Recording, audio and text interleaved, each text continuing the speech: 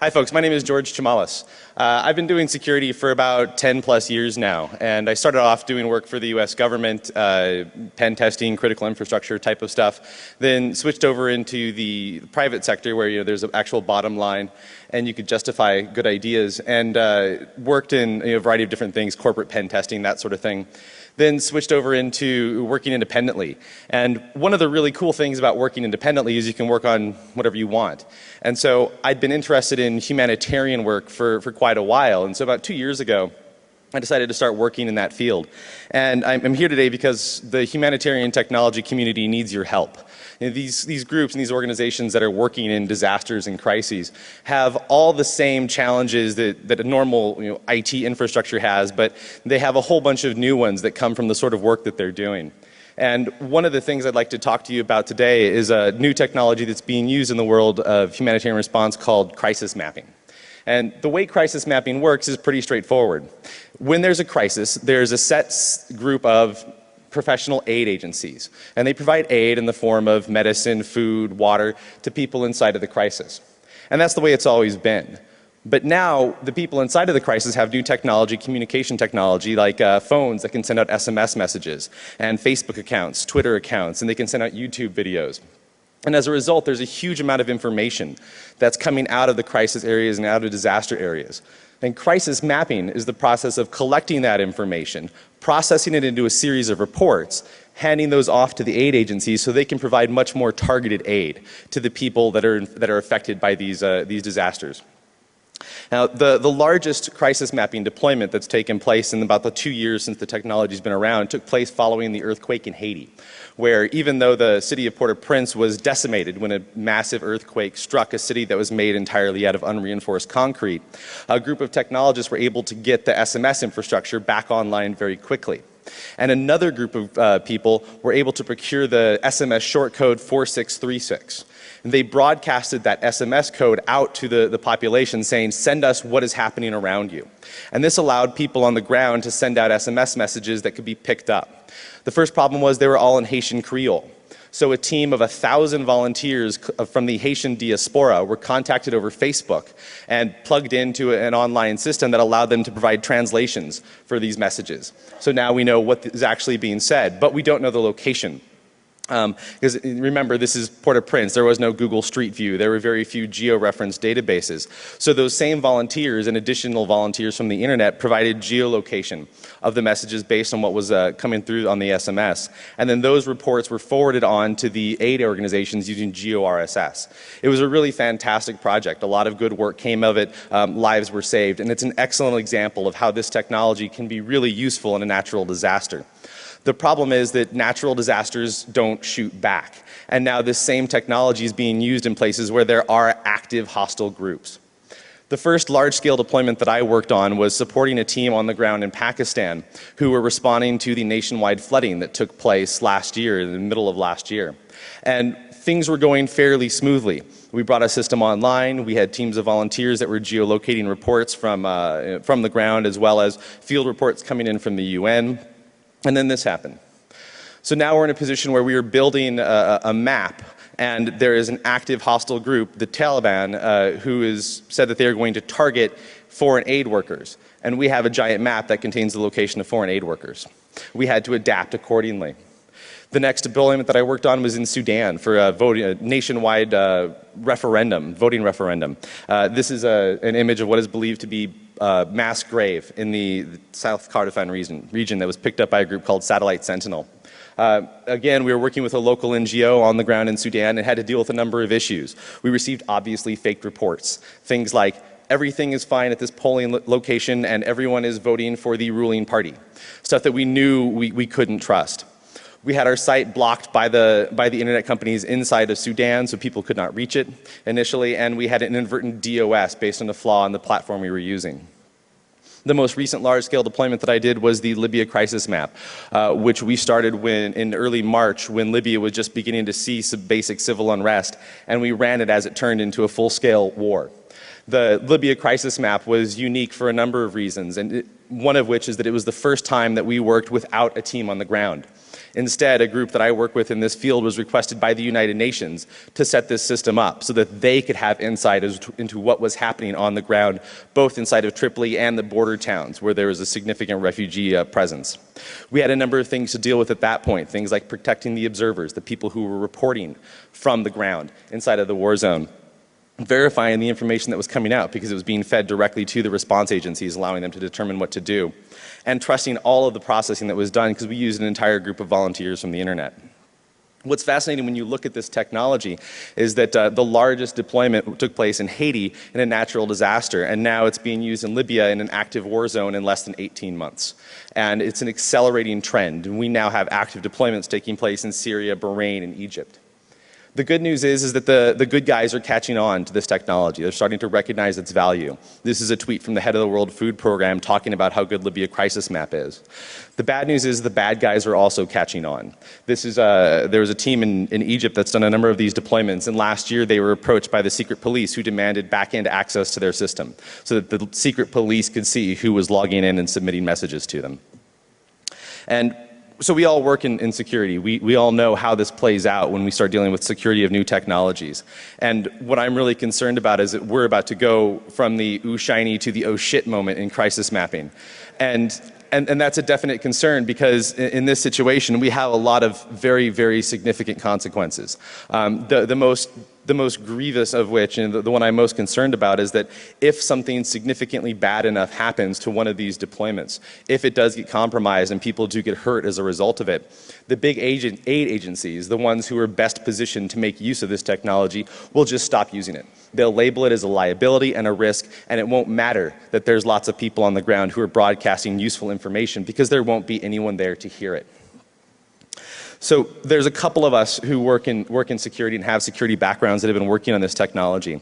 And we're in the process of trying to get ahead of the bad guys on this. So what we're doing, the reason I'm here today is I want to talk about what we've done so far, what has happened over the last several years in this, with this technology, and get a little bit of feedback from the audience, both inside the presentation and afterwards, from the things that I'm saying. Because I'll be discussing not only the bad things that can happen, but some of the ways that we're looking to come up with a basic set of best practices. So as I go through this presentation and the rest of the presentation and talk about things, please pay attention. If there's something that I don't say, something that I don't talk about, an attack that you see, a vulnerability that you see, please remember it. If there's a little bit of time at the end, we'll try to take some questions. I'll be back in the speaker's room afterwards, or please contact me by email, because it's entirely possible that you could come up with something that we aren't seeing. And as a result, we could build that into these best practices and they could really help people out in the field.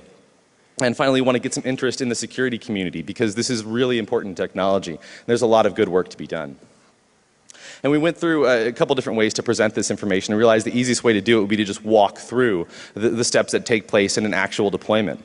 I had planned to bring an online system that would allow people to go through and you'd be able to send attacks at it during the presentation. The problem was right before I flew out here, I noticed there was a really awesome new feature that was inserted into the platform I was going to be letting everyone attack, and that is the ability to add arbitrary JavaScript from the admin interface to the site. Which is an awesome feature. You can do all sorts of great stuff. And then I thought about it happening at DEFCON. And so I've got the images online. I'll talk about where you can grab those if you want to download them and JavaScript inject yourselves to your heart's content. So the cool thing about this is that the approach that's taken in these types of deployments all pretty much runs the same way. There's just been a blank in the country of blank. As a team from blank, we're responsible for deploying a crisis map in order to blank. Just to kind of speed things up, let's just say that there's been a revolution in the country of Turkestan. And if you've never heard of Turkestan, it's because it doesn't actually exist. So let's just assume it's somewhere around here-ish.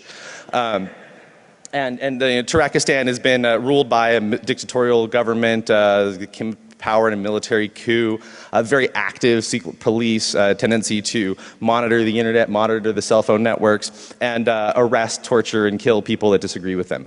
So to make things a little bit more interesting, what I'd like to do is I'd like to have you guys play a certain role as we go through. We're going to be asking some questions about what do you want to see, what do you think is a good idea for these types of deployments. And over at Black Hat, what I did is I split the audience up into the bad guys and the good guys. But we're all devious bastards here, so let's just say that you're the bad guys and you're also the bad guys. So as we go through, I'm going to ask you a couple of questions. And I'm going to ask you, if you're the bad guys, if you're the Tarakistani secret police, the local terrorist cell, the local drug smugglers, what do you want to see happen? What is going to give you the best opportunity to compromise these deployments, to screw things up, to stop the people from succeeding? And the first question is, as a team from the blank, who is it that's going to be setting these things up? And the most important thing that we found for these types of deployments is that the people who are setting these things up and running them do need to be on the ground. Until we get to the point where all the aid agencies and all the aid organizations know to connect into these systems, it's imperative that there be advocates on the ground who can go to the meetings, the group meetings, interact with the people that are actually doing the work, and make them aware of what is happening. And based on the experiences that we've seen, these are kind of your range of options for who would be running this thing. Everyone from a group of individuals, not affiliated with any particular organization, a local NGO, media organization, and for this example, let's assume that it's a member of the independent media organization, not the Tarakistani state-run media. An international NGO like the Red Cross or the UN, or a military type organization, an external military, not the Tarakistani military, who's running this. So what I'd like to do is take a second, think about this. Picture yourself as a bad guy. Think about what you would do to each of these groups and who you would like to see running it to give you the greatest opportunity for screwing up the deployment. I'm going to take a drink of water.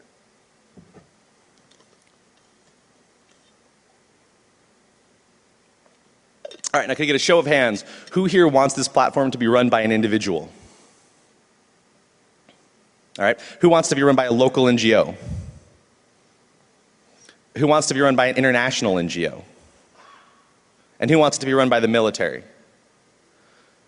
All right, now one of the things that I'm concerned about as I go through and talk about this is that when we go back to the crisis mapping community, one of the first things that's going to happen is I'm going to be accused of giving the bad guys ideas, of listing the attacks that can take place. And so I could try to go through and lecture the people I'm talking to about security through obscurity, why you must assume that the bad guys know the system. But instead, I'd like to make the point that I stood in front of a group of people at a security conference and presented this to them, and knowing nothing about it, they were able to spot X, Y, and Z attacks. So can I get one or two people to put their hand up and tell me what you picked and why?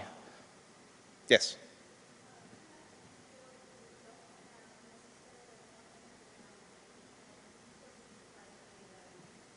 That's a great point. So she said an international NGO because they don't necessarily understand what's happening on the ground, and they do have resources and supplies, things that the bad guys would want to pick up. Somebody else? Yes, sir.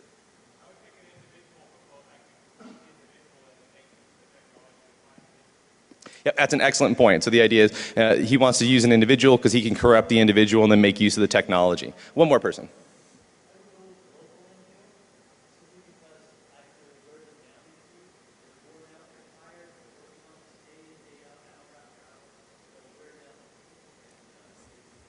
Yep. So a local NGO because they can be worn down, they're going to get exhausted, they have limited resources, and when they start to get worn out, you can take them out. All excellent, absolutely great points. Thank you very much. I'm going to ask that a couple more times. And the cool thing about this is that these are answers that seem like, because duh to us, but when you start talking to people who don't think like security, people who don't think in terms of attacks and defense, it's going to be things that they won't immediately understand. And so this is very helpful to be able to say, we came up with this because it's just obvious to people who think this way. And so you have to assume that somebody who is paid by a government, by a state organization to be a devious bastard is going to come up with it as well. So this is the breakdown. It's kind of my off-the-cuff breakdown of who's currently running these types of deployments. What you see is, by and large, a lot of them are being done by individuals because people can just set this technology up. They don't have to get approval. There's a pit that's being picked up by local NGOs more and more. There's been some tests by media organizations. Al Jazeera did a pilot in, in Gaza. Al Jazeera did a pilot in Gaza. There's been some basic work by international NGOs, so there'll be a crisis map. And there's one or two groups that I'm aware of in the US military who are working with this technology. The issue is, the first issue is that there is no, central organization who's responsible for doing this. So the entire process for setting up is entirely ad hoc. This is a quote that came across one of the crisis mapping groups shortly after the Mumbai bomb blast, asking if anybody knew of a map that was online so that they could send volunteers to it. The problem is there's this pervasive assumption inside the community that just because you have the skills to set up one of these systems means that you have the same skills needed to run it. And in fact, the skills needed to actually set it up are tiny compared to the skills and the effort needed to run it. Think about the Haiti response required over 1,000 members of the diaspora community to work for weeks on end. And just because somebody set it up doesn't mean that they actually know what they're doing. But because we're in the place where we don't know who's going to be setting these things up in any given crisis and a disaster, we're at the point where we have to build trust on the fly with whoever's running them. And what we found in doing this is there's kind of 3 core concepts that we can use for trying to determine trust on the fly. The first is corroboration. I was contacted by the group in Egypt that was then contacted by the secret police. And I had no idea who they were, but I had a colleague that was working with them. I trusted her and she could corroborate their story. The next is reputation. The individual who set up the deployment in Pakistan was a guy who was a TED fellow and a tech CEO. And so TED, the Smart People's Conference, they do vetting. He's a tech CEO, so he has to have some kind of a skill. Still, he knew nothing about crisis mapping, but he seemed to be kind of a smart guy. And then finally, we have history, past experiences with a particular person. And in this case, the individual who set up the crisis map to help the Mumbai bomb blast was somebody that we'd worked together with on PAC Report in Pakistan. So we had a background with him. But the problem with anybody being able to set these things up on the ground is like you mentioned, direct attacks.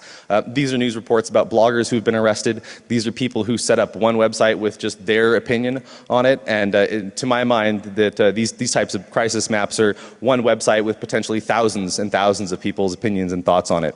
So the idea that they could be targeted in the same way as bloggers makes seems like a pretty short jump to me. And remember, we're in a position where the secret police are already contacting these groups. So when you think about direct attacks, we've got kind of a range of vulnerabilities where the individuals, the local NGOs on the ground, like you guys said, are the ones who are most susceptible to attack. The other concern is that we don't have to worry just about direct attacks. We have to worry about indirect attacks, infiltration of groups by hostile organizations.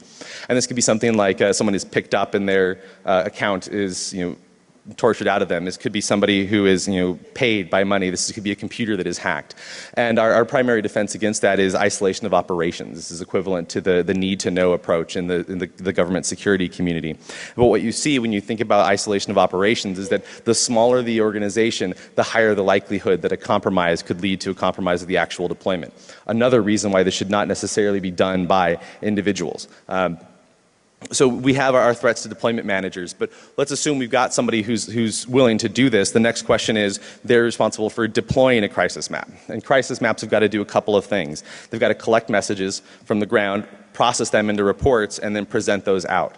And right now you have kind of three options for what your crisis map platform is going to be. You can code it from scratch, just hack it together. They're fairly straightforward programs to run. You got to be able to pull things in, put them on a map somehow. You can kludge together existing geolocation services and social media services, or we're also beginning to see some open source applications that are being built specifically for this and used in the field. So back to you guys as the Trackistanis. When someone wants to set one of these things up, what do you want them to use? Think about it for a second. All right, who wants to see a platform that is coded from scratch? All right, who wants to see existing services kludged together? All right, and who wants to see the use of open source applications? So by and large, open source applications. Why do you want it to be an open source app?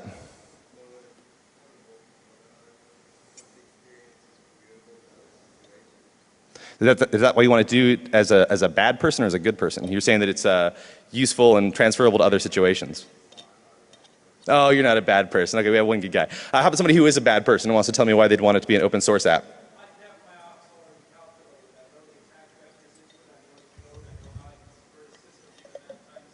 Exactly. Yeah. So you have the code. You can figure out your attacks ahead of time. You know how to subvert it. One more person. Show of hands. Gentleman in the blue shirt. What'd you pick and why? Open source for the same reason? Yeah, so what we're seeing a lot is actually this is being used primarily by open source projects. And the key from the good person side for using open source projects is that they are adaptable. We are dealing in very fast-paced situations where we need to, we don't have time to go back and ask vendors for a patch if something goes wrong. And we need to be able to add new features and new functionality on the fly as it's needed by our deployment, by the response organizations. But the downside, of course, to that is we are going to have code vulnerabilities. This is going to take place whenever you write something that's code. The particular open source app that we use a lot is one called Ushahidi. And one of the great things about Ushahidi is you can make reports private until you decide to approve them. These are the three leaks that we found in this process. So you could connect to the private reports by going directly to the URL for that report, and they're all labeled sequentially by ID number. They showed up in the reports listing, so just the public reports listing of reports. They didn't think to check the privacy flag, and they also leaked into the search system. And this is kind of funny from a security standpoint because they kind of screwed it up just about every possible way you can. The problem, though, is that we found the direct URL access bug during the Sudan deployment. We found the reports listing bug during one of the Egyptian deployments, and the search leakage during the Libya crisis map deployment. All situations where we're dealing with sensitive information. So code vulnerabilities are definitely a concern. One of the ways that we've gone around dealing with that is, again, an isolation of operations approach, where we took the actual data that was being collected that included personal and sensitive information and ran that on a completely private system.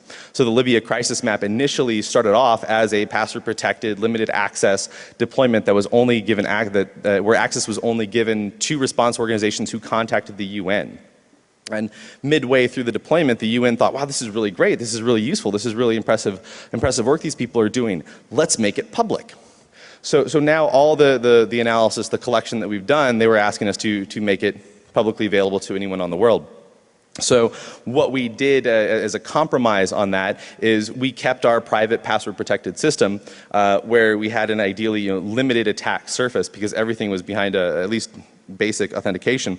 And we set up the public Libya crisis map, which is the thing that was promoted on the internet. And that public crisis map did not receive any kind of sensitive information. We stripped out all the analysis and the descriptions and left only just the title of the report, the location, and if there were public links to media organizations, we left those in as well. And we put the entire the transfer process on a 24-hour delay so that there was a kind of limiting the usefulness of the data to people on the outside world.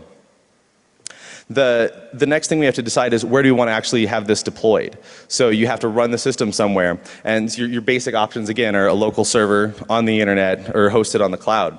So could I get a show of hands from the Trackistani bad guys out there? Where do you want this system to be hosted? Do you want it to be hosted on a local server in the country? Do you want it to be hosted on the internet?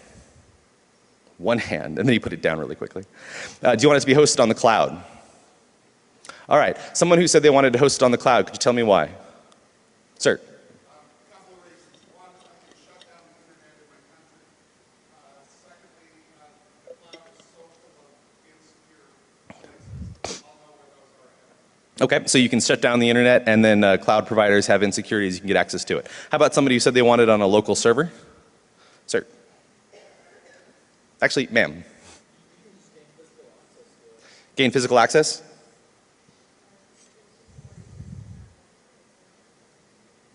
Yep, it's much easier to attack something that's local and it's inside your country.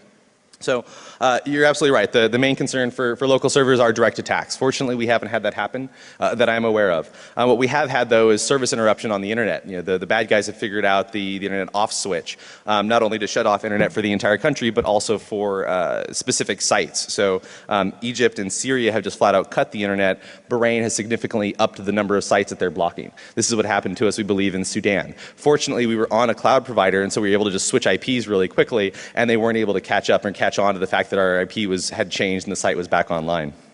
The other thing we have to worry about is message interception. We understand that network traffic can be compromised, and we have different ways that we can deal with that. This is a report from the Wall Street Journal talking about how there's a belief that the various groups inside of the Middle East are using different tools to actually crack Skype. And this is something that's particularly concerning for us because Skype is like the de facto communication standard that's used for everybody who's doing this sort of work.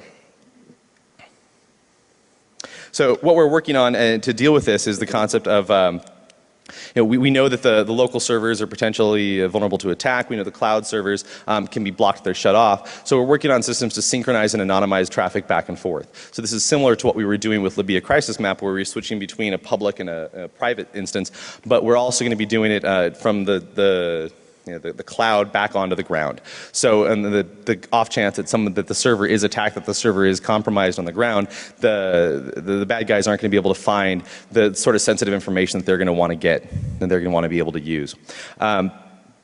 So we've gone through, picking up a lot of these, covering a lot of these questions. Who are we? Where are we deploying? What are we deploying? And the last question, of course, is what are we going to do this for? And there's a huge variety of different things that this can be done for. Doing things like tracking the location of people in need that have been affected by a crisis, monitoring for war crimes and collecting information that can be used in prosecution later, directing aid. And the big concern, though, is that we've gone through all this work and all these different ideas and all this different thought process and looked at these different vulnerabilities, but we're still inside of that tiny little dot. There's still a lot of work that has to be done around these types of deployments to actually make them successful. And we have things like spreading the word, actually getting the message out to the populace, to the people that we're going to be collecting information from about what it is that, that we're looking for and what we can provide. And we've got a couple of different options. The first is pass it on to no one. Just passively collect the data that's coming in. Use a private network, ideally people that have been trained ahead of time. This is what's being done in a lot of the vote monitoring types of deployments, where it's using a small set of vote monitors who already know protocols both for reporting and ideally for security. Or you can just put the word out to absolutely, totally everyone out there who will listen, letting them know, hey, this thing is online, send us your information. The first concern with passing the message out is misinterpretation. This is the equivalent of when you call your doctor and they say, if this is an actual emergency, please call 911. And in situations where the system that's being used to collect this data is not directly linked to the response organizations, kind of indirectly linked, there's people on the ground trying to promote it for use by the response organizations, there's the possibility that they could be intercepting messages and the people on the ground could think that they're going to be getting an automatic response from this. And so they won't think to go out and contact the actual aid organizations who may be better positioned to give them aid. Another concern is message corruption. This is a tweet that went out during the Sudan, not the Sudan deployment that I worked on, but another one that was tracking violence inside of Khartoum, basically saying, hey, don't go to this site. It's been infiltrated by the Sudanese government. The problem with this, there are a number of problems. The first is that it was actually a false message. The actual message had been sent out by the people running the platform that people should not use SMS to contact the platform because they couldn't trust that it wasn't being intercepted. But by the time it made it to Twitter, the message had turned into, don't go here, it's been compromised by the government. So the message that's being passed out is liable to be, can be inadvertently corrupted, but there's also the potential that it can be intentionally corrupted. So the next step is collecting messages. We've gotten the word out, the platform is online, people have heard about it, and they're now starting to send data back in. And there are a couple of different options for the actual collection. You have direct collection processes from things like SMS, phone, things that are definitely coming from one person directly to your platform. The other process is to use something like social media, where it's being broadcast out to the world, and we're just going to be collecting it from there. And then the final one is to collect reports that are coming in through the media. The primary concern with the submission of messages is attribution. The ability for people who are monitoring these systems to be able to track the message back to an individual. And when we're dealing with direct messages through SMS, email, or people connecting to a particular site online, at that point, somebody who's monitoring the network has got both the endpoint where the system is going to, where the messages are going to, and they're able to track back the people who are actually sending them. In the case of social media, it's a little bit more indirect because the message is kind of going up to someplace in the cloud, some kind of service, and it can be very challenging to hunt that message down and then figure out who's behind it and what their username and password is, and then figure out who this actual person is. However, we do now have these platforms that are collecting these messages for people and presenting them online, which could cut out at least the hunting down the message part for the bad guys. And then we have protected attribution from the media, where they have by far a much more limited scope and understanding of what's happening on the ground compared to the entire citizen population who's got phones and SMS capability. But they do have a little bit of coverage because they are media, and they're able to protect not only themselves, but ideally they've got systems in place to also protect the people that are reporting to them. Again, with any kind of collection process, we do have to worry about service interruption and message interception. These same sort of issues that are going to affect the platform location are also going to affect the passing of messages. The next stage is we've gone through, we've collected, we've put the word out, we've put the platform online, things are going relatively smoothly, people are now starting to send messages into the platform, messages are being collected. Now those messages need to be processed, and that processing is not necessarily that easy. Think about Haiti. In Haiti they received over 50,000 SMS messages in the several weeks during their deployment that all needed to be looked through and processed. And so the processing has to be done by somebody. Or some system. And right now the sort of groups that we have to do this are a local team on the ground, which is what the Haiti deployment eventually transitioned over to. That we're now seeing in the crisis mapping community teams of individuals who are members of this community and willing to work for this, work on these deployments and are aware of it and kind of know the ropes. They're still relatively small relative to the online volunteers, just anybody out there on the internet, which was used initially in the Pakistan deployment that we worked on. There's also beginning to see some initial work on automated analysis. I like my internet clouds there. Some automated analysis systems to actually process these messages in an automated fashion. The problem is those are still very experimental systems, and in any case they're going to need to be fed good data that's created by groups of people. So at least for the immediate future, we're going to have to rely on groups of people to process the messages one way or the other. And right now, the primary technology that people are using, these groups are using, are a giant shared Google Doc. They just take all the volunteers, throw them into a shared Google Doc, and give them kind of a basic workflow of how they should go through and process these messages. From a security standpoint, it's terrifying that they're doing this, but from an actual usability standpoint, and it pains me to say it actually works halfway decently well, because you can actually get groups of people online, they can see everybody else is working on it, they can see the progress is being made. It's a very good morale builder. This particular doc was one of the ones that was used during the Libya crisis map by a group called the Standby Task Force that I helped found last October to start standardizing some of the processes and the response and organizing groups of individuals into teams to deal with each of these efforts. The one issue with the Standby Task Force that we have is that it's designed for short-term deployments. And we started off the Libya crisis map with a relatively small group of people that were pulled from the community that we were already aware of.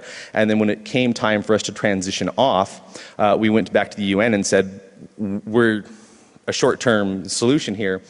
We need to either shut it down or you guys need to find people to work on it. And they said, oh, that's no problem at all. We've got a UN volunteer corps that we can put out broadcasts to the entire internet saying who wants to work on this stuff. So we went from our relatively small, closed community of people to an open call across the internet to say who wants to work on this system. So all the operational security that we put in place around protecting people's privacy, et cetera, was going to be blown by the opportunity for infiltration. And again, we're back at this concept that it could be somebody who is turned, somebody who's working directly for a state organization, et cetera. The folks who let people into the Libya crisis map through the UN, they did try to do some basic background checks on the people. They asked for Facebook accounts, Skype IDs, Twitter accounts to try to prove that they were like an actual person. But that's not actually real security. What we're looking at instead as a potential model is to deal with something called crowdsourced microtasking. The idea that we can take the steps that are involved in the processing of these messages and split them up into kind of siloed processes that only that people would only be able to work on kind of like an assembly line on one particular action, be that geolocation or categorization or filtering. So what we'd be able to do ideally is add at the front of this queue something for anonymization. So we could take people that have an established trust inside of an organization and focus their work on just stripping out, personally identifiable information and then passing that on to other people further on down the chain to provide different pieces of work. One of the concerns, though, is that we've now still got, we kind of added in this idea of privacy so we can strip out the identifiable information. But we now have to worry about things like accuracy. The microtasking system there was used last week for a deployment or for an exercise that replayed some of the English translated messages from Haiti. And the team involved with a team of volunteers went through using this microtasking system to do each of these steps, including geolocation. And it worked pretty well. When you look at this map, seeing where these volunteers were able to identify where inside of Haiti the messages were coming from, inside of Haiti, where these messages were coming from. This is where the rest of the messages that they were processing ended up getting mapped. Because what we had was untrained volunteers going through, taking the first thing that looked like a location, slapping it into Google Maps, and then copying the latitude and longitude back into the report. So we had things all over the place.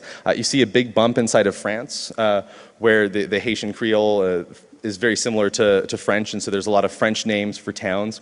My favorite, personally, is the one that they put in Alexandria, Egypt, which means that they not only didn't realize what they were doing, but it didn't occur to them that the Arabic script on top of the city names was unusual. So we have to worry about inaccuracy in the system, and this is people that are trying to do their best, and it doesn't even take into account the potential for people who are trying to purposefully put in misleading information. And so the solution that we have to that is more sophisticated crowdsourcing. The image here is from a crowdsourcing platform that was used during the Pakistan deployment that's run by a company called Crowdflower. And Crowdflower has got just a really, really cool infrastructure in place that lets you do something beyond just presenting the information. You can actually track and score the people who are working on it. So again, we're starting to see this concept of corroboration where in the Pakistan deployment, we required that before a message was moved on through the geolocation step, multiple people had to agree that it was in the same place. And this is multiple random people. We also had the ability to get scoring accuracy from the people that are working on these platforms. This is done by inserting known good data, you call it gold data, into the message stream and seeing what answers people come up with based on that gold data. So you're kind of inserting tests into the process as they're working on the system. And then finally, places like Crowdflower, they have existing user bases because it's used similar to Mechanical Turk by a group of people who are familiar with the system. And so you're able to see this kind of reputation where you can see like they worked on this other thing and they were pretty accurate. And so we hope that systems like this will help us deal with the inaccuracy and help minimize the potential disruption from people who are just making honest mistakes or people who are inside the system trying to purposefully screw things up. And so we've gone through this entire process. We've set up the system, we've put the word out, we've collected the messages, and now we're at the final step, or the final step where we need to decide what we want to approve, what we want to think is actually true. And report verification is something that is the primary question that we're always asked by the aid agencies. It's kind of the big question is, how can we trust this information? How do we verify this data? And the answer is, it's very, very hard. I don't know how many of you are familiar with the Gay Girl in Damascus blog. Show of hands, how many people heard of that? All right, so for those of you that don't know, the Gay Girl of Damascus blog was this blog in Syria that was chronicling the life of this young girl who was living in Syria under this despotic regime, and there was bad things happening to people who were homosexual, and everyone was really concerned about it. The problem was that the Gay Girl in Damascus was actually a married guy in Ireland. And the entire thing was completely and totally faked. And he got away with it for months and months and months, fooling everybody. And it was on CNN, et cetera, et cetera.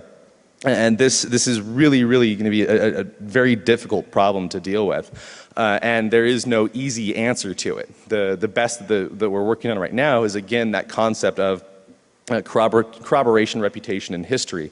And the Gay Girl in Damascus blog is an excellent example of that, where the information was out there, people believed it. It was very accurate, it was very detailed. But where this started to fall apart was when a reporter, I believe from the UK, who is widely known as kind of being an authoritative source of the mining of social media, he received word from some people that he knew that there were certain things inside of these messages, inside of these blog posts that weren't adding up. They couldn't find people inside of the gay community in Damascus who knew of this girl. And then they started digging more and more and more into the actual electronic side of things and found things that that further didn't line up, like where the domain was registered, where the posts were coming from, et cetera. And so we see another use case for this concept of corroboration. You know, the information couldn't be corroborated by people who are on the ground. You know, reputation, where the word came out from a reporter who was, you know, very, very well established as being accurate for information in the Middle East. And he, in turn, got that message from people who had a long history of trusted reports. So from there, they were able to work this back. We had a similar case during the Libya crisis map, where we received word that, including images, that indicated there were white phosphorus attacks taking place, which would have been a very, very serious escalation in hostilities. And what the volunteers were able to do is they dug into the metadata for the reports, you know, as it was told to me by one of the coordinators, and were able to pull out information that indicated to them that this did not take place at the time that the report was purporting that it came from. And so they ultimately dismissed it, and there have not been, to my knowledge, any further reports indicating that that was actually true. So when we go through this entire process, we still end up back at this concept of corroboration, reputation, and history. And then the final step, you know, once the reports are actually put online and they're presented, there's the possibility that it's no longer in our hands what's actually going to happen to it. The first concern is things like misinterpretation. One of the first deployments that I ever did, just when I was starting to get used to this technology, was tracking a night of rioting that took place in my hometown in Oakland. And I was just monitoring Twitter and pulling information from Twitter and from the news reports about what was happening on the ground. And at one point, there was a cop car who was kind of starting to get closed in by protesters, and he was backing up, I mean, maybe 10-ish miles an hour, and he just brushed a woman that didn't see the cop car coming. The woman went down. My understanding is that she then got back up and was able to leave and walk away. And we saw this happen. We actually, you know, it's on video. You can find live video from the helicopters of this happening. And we were now faced with the question, like, do we want to report this? Was this actually news? And we decided not to. And then the next day, I received an email from kind of an acquaintance on the East Coast saying, hey, I saw your map, it was really great, but you didn't have the report about the woman who was murdered when she was run over by the cops.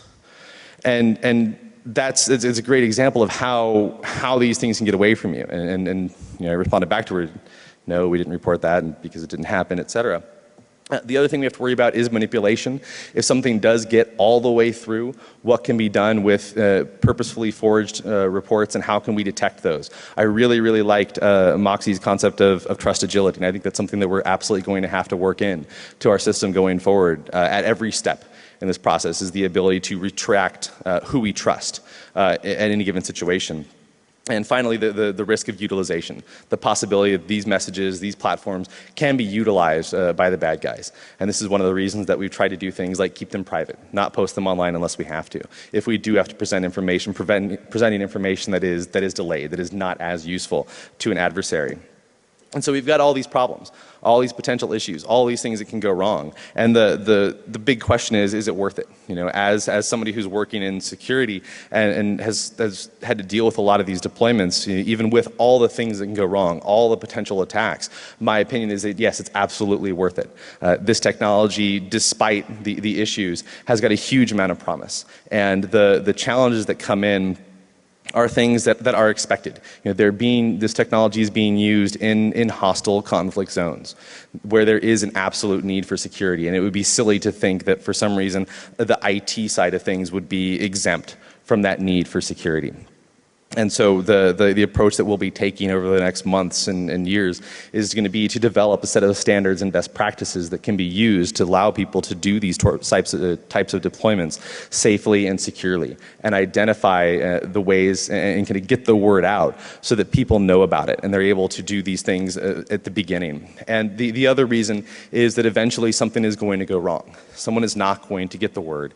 Something is going to slip through the cracks that we weren't expecting. A new attack attack is going to emerge, and bad things will eventually happen. And when that does, it's going to be vitally important that we have something to show the response agencies, the large organizations who would be inclined to walk away from the technology at this point, and to be able to explain to them that this technology can be done securely. There are things that can be done, and unfortunately in this particular case, something got through. So we will have a response in the event that something bad does happen. Because this technology's got a lot of things it can be used for, not just inside of an actual disaster. This is what became of the Haiti deployment. It was initially set up for the response to the earthquake and is now run by a local company inside of Haiti who is using it to track a significant amount of information, not just about the actual disaster. And it's become a resource to the entire community, tracking everything from the location of hospitals and the cholera response. And it's become established as a long-term, ongoing support to the Haitian country, and will be there in place for the next disaster, whatever that is. So there are a couple of groups that I'd like to specifically call out that are doing really great work in this area, and an excellent opportunity for people who are interested in working in this space. The first is crisismappers.net, which is one of the main mailing lists and main community groups for the crisis mapping community that includes both members of the volunteer community, the developer community, and a significantly growing group of professional responders who are taking part in this. The next is the Standby Task Force, which is a group that's been responsible for providing volunteers for these large-scale deployments. We're working on developing standard tools, technologies, and workflows to make this possible. And this was the team that worked on the Sudan referendum and the Libya crisis map. And finally, Crisis Commons. Is Heather here? So Crisis Commons is a group that was started by Heather Blanchard, who's a longtime member of the Media Goons. And they do a number of different projects, from everything from setting up wikis during disasters to providing weekend hackathons where people can contribute code and new tools for some of these deployments that are taking place. And they do fantastic work. On the right side, there's a set of the tools that we're using. Ushahidi is the one that's been used in a lot of these deployments, and a lot of the screenshots you saw. Frontline SMS is a very simple Java-based SMS gateway that's being used for a variety of things throughout impoverished countries. Sahana is like a Swiss Army knife for disaster managers, and OpenStreetMap is an awesome kind of wiki equivalent to Google Maps. So the final question I have for you guys is, as I've gone through, as I've talked about these things, just based on how you think, you've come up with things that weren't in the presentation. You've come up with things that I missed, that I wasn't thinking about, or didn't have time to talk about up here. What I could really use your help in doing is coming up to me, talking to me, sending me an email. I'll be back in the question and answer room about those things. Tell me what we aren't thinking about, because we need your help in pen testing these ideas. That's everything I've got. Thank you very much.